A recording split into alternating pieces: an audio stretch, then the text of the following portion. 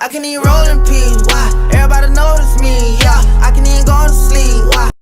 Hey, what's up, man? It's your boy Nunu back with another reaction video. I'm for right to 3 scary field trips, horror story.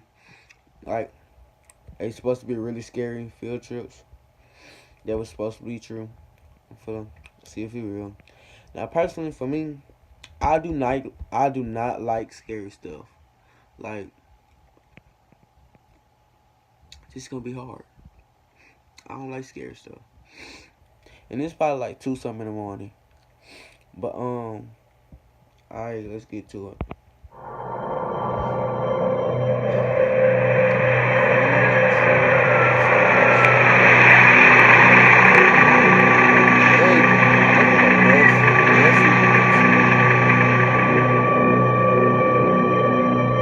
I used to be in the Darien School District in Connecticut during my middle and high school days.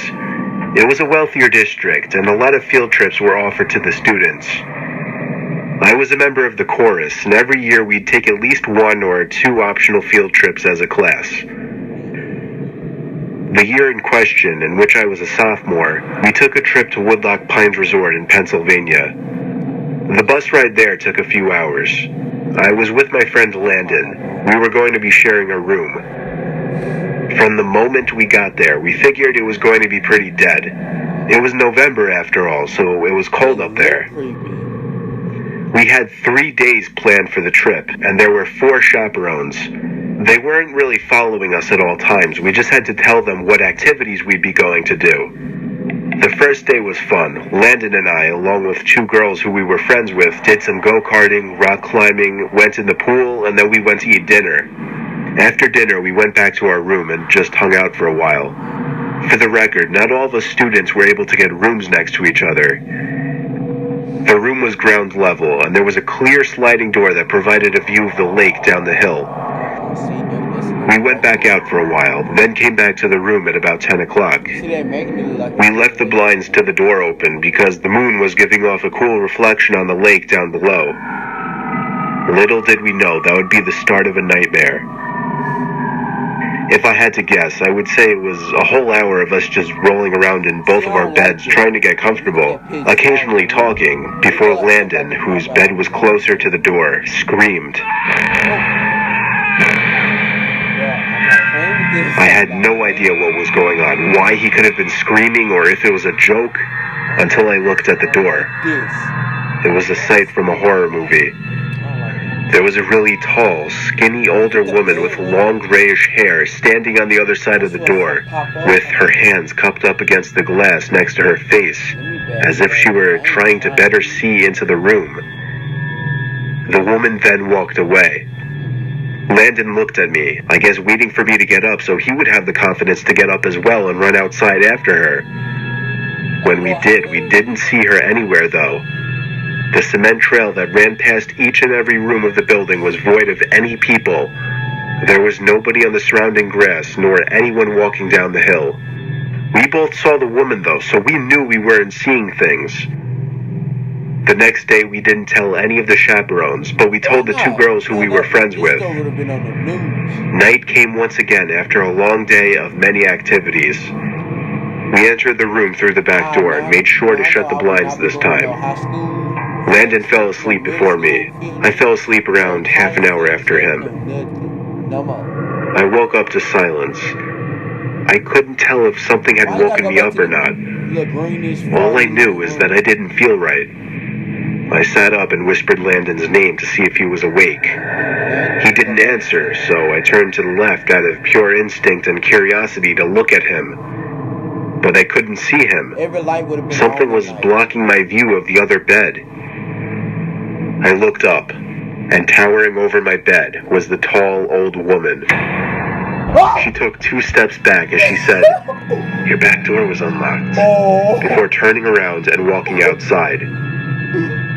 I was frozen in that bed, except for my shaking. I woke Landon and told him what happened. We locked the back door, shut the blinds once again, and agreed to stay up the rest of the night. It was already 4 in the morning, so we wouldn't be losing much sleep. As soon as I looked up, this is the woman standing up. By 8 o'clock, we went to the dining hall to eat breakfast. When we got back to our room building, ready to tell our chaperones, we could see the old woman through the glass of the neighboring room. She was sitting on the bed, hands folded, sitting up straight, facing the door, facing us. We ran to the front desk in the lobby building to report her to the staff instead of the chaperones. It was weird. None of them really knew what to do in the situation. Eventually, we persuaded them to come to the woman's room with us. There, they found the woman sitting in the same position, along with an older man sitting on the other bed, looking up at them as they entered. Apparently, the woman had some kind of mental disorders, but the man wasn't all there either. There was something very off-putting about him, and they just weren't the kinds of people that you'd expect to see at a family-friendly resort. The staff wouldn't kick the two out like we hoped, though, so we told our chaperones. Long story short, after a lot of arguing between chaperones and staff, we had to end the trip early, and we all went home. Me and Landon were just happy to get out of there. My screen going black, though.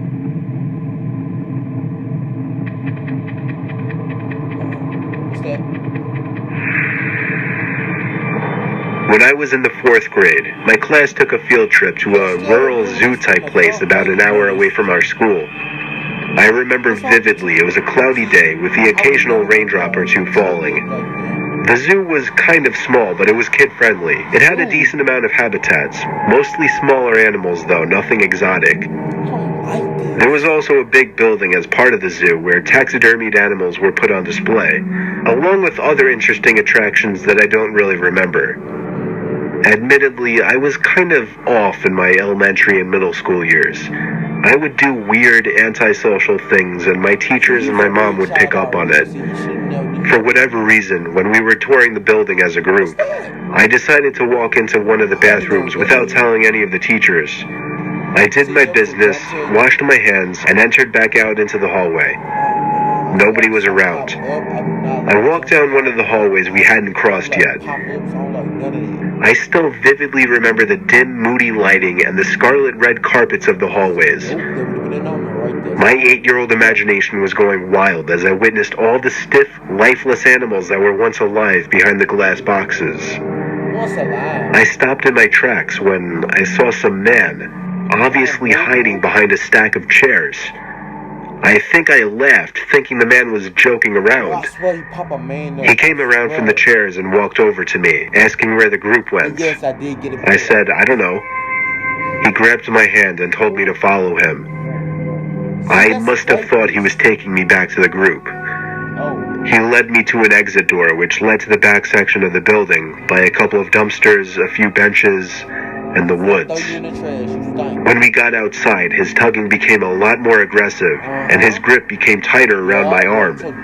He was pulling me into the woods. I didn't scream or cry for help, but I remember the feeling I felt in my stomach, like I was so afraid that I could throw up. And then a woman screamed at the top of her lungs.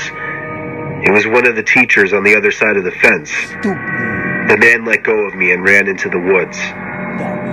Moments later, a few of the teachers ran outside the exit door to this side of the fence and pulled me back inside. The teachers all yelled at me, but at the same time comforted and smothered me. They called my parents, and the field trip was officially over. The owners of the attraction called the cops. We all got back on the buses, and we all went home. As my bus was leaving the parking lot, however, my observant 8-year-old self spotted the man crouching down in the woods near the road, hiding behind a branch, watching the buses pass. Once again, for whatever bizarre reason, I kept quiet. I was probably too shy at the time or just too shaken up to say anything. All the other kids looked at me weird the rest of the ride home. I didn't care. But I hope that man never found success in snatching an unsuspecting young child like myself at the time. Like this. Yes, this is the last one. This is the last one. This is about to be the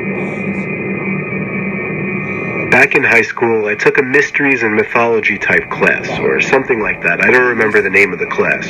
It basically just had to do with real life mysteries and creepy shit. I was into that kind of stuff. See, that's why you I was taking the class with a good friend, who I'll call Ben for this story.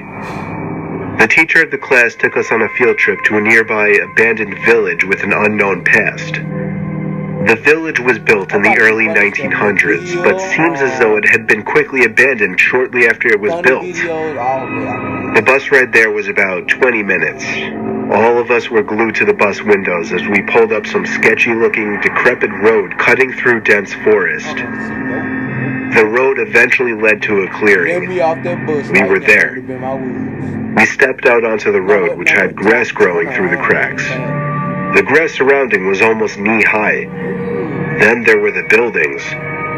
The tall, archaic brick buildings with the boarded-up windows all gave off such chilling vibes. The teacher lined all 20 of us up, counted heads, and then began leading the way. The point of this little field trip was to use the so-called skills we learned in class to see if we could put anything together about why the village may have been abandoned so long ago. Some of the buildings had holes in the walls to serve as entryways. There were even holes in the ground next to some of the buildings, seemingly dug to get into the basements of some of the buildings, which seemed creepy. There was one building, though. It stood taller than any of the others. It just intrigued me the most. While the teacher was leading the group towards the village church, Ben and I decided to sneak off on our own to look for anything interesting. When we walked off in the direction of the tallest building, we saw a hole in the ground. It was dug by the back door of the building, which had been sealed off.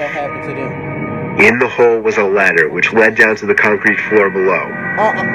We both looked at each other and knew we had to do it. Ben climbed down first, then me. Luckily, this was just around the time Apple started putting flashlights on their phones, so we had a source of light. It was creepy down there. There were a couple of beer bottles, one graffiti tag on the wall, and dusty wooden planks everywhere. There was a wooden stairway which led up to complete darkness, since all windows and doors had been sealed shut from above. We had already gone as far as to enter the building, so we figured we'd go up the stairs too. I went first, and with each step, the creakiness of the 100-year-old wood made me feel as if I was going to fall through each and every step. Ben followed suit. This floor of the building was very tight. It seemed like there were many openings going off into different, smaller rooms. It was so dark in there, you would never even guess it was daytime. Ben and I were honestly starting to get creeped out in there, and agreed to go back outside. But just then, there was a noise in one of the tiny rooms. Like a big rock hitting the concrete floor. A normal instinct would be to run, but Ben and I froze, locked eyes for a moment, then both tiptoed over to the opening of the room. We shined the lights into the room and ran. We ran back down the stairs and then up the rusty ladder back outside. We caught up to the group out of breath. We didn't say anything, though, to avoid getting in trouble. One of our classmates asked us what was wrong. We told him we snuck into one of the buildings, and in one of the rooms, when we shined the light into it, we saw 3 guys standing maybe 10 feet away from the doorway, facing Ben and I in a weird formation, as if they were waiting for us.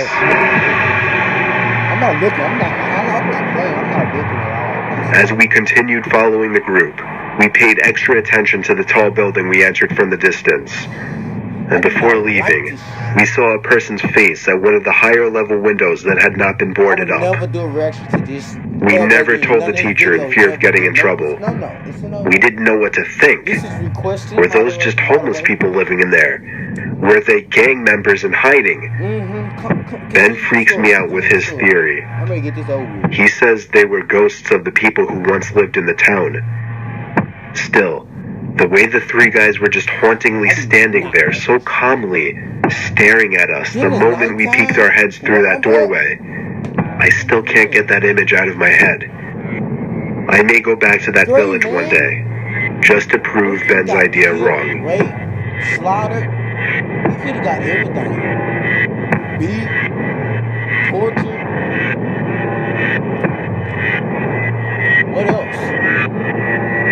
Okay, why you gotta put the music in there, though? Alright. Deep breaths. Woosah. Never in my life again will I react to this unless I get like, I gotta have at least a lot of likes for this. I gotta have like 24 likes for this. And if y'all want me to react to one of these videos again, put in the comment section, yes, and I'll react to one of them. But I gotta have 24 likes, 25 likes, 24, whatever. Because if I don't get that, then I'm not reacting to none of this. Make sure y'all share this. Make sure y'all like it. Make sure y'all comment. Make sure y'all subscribe for the new ones.